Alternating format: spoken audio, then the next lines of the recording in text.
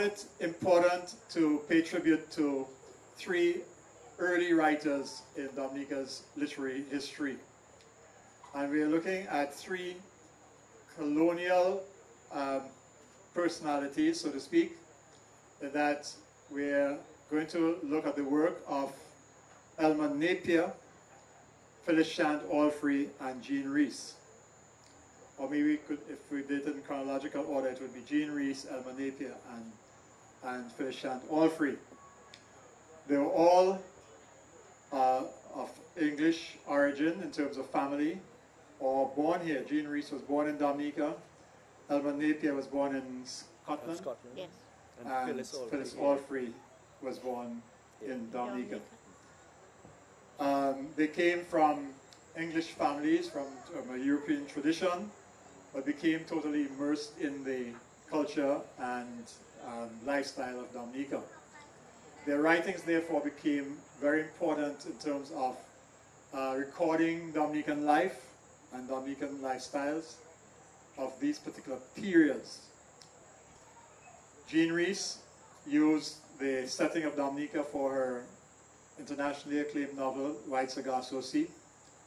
Elma Napier wrote a number of novels, some of which were published earlier, and some have been recently published or republished. And Phyllis Shand Allfrey worked more in the period of the 1950s and onwards.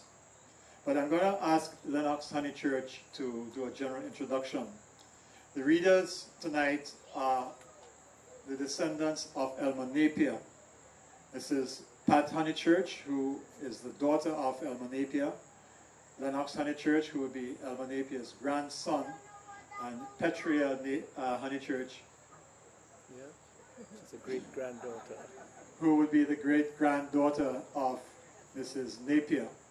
So we have three generations of that particular family presenting the work tonight. And I'm going to ask Lennox to do the general introduction, and then we start with Pat, then Lennox, and then Petrea reading from Black and White Sands.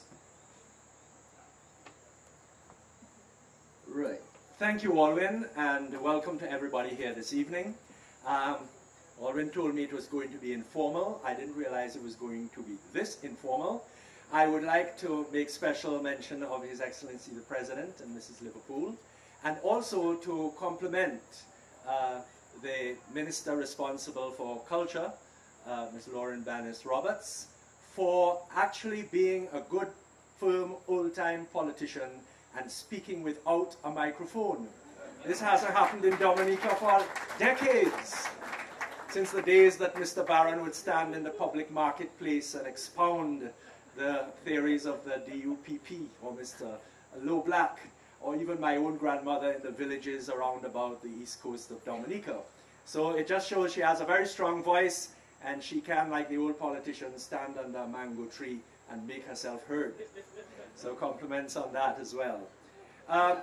The work that we have been asked to read is Black and White Sands, which is the third part of an autobiography series that my grandmother produced. Her first book, published in the 1940s of her life, was called Youth is a Blunder, which was about growing up in Scotland and other experiences.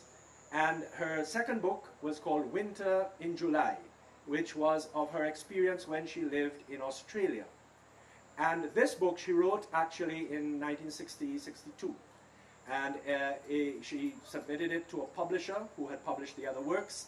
And they said that at that time they didn't think that this kind of work would be of interest to the general public.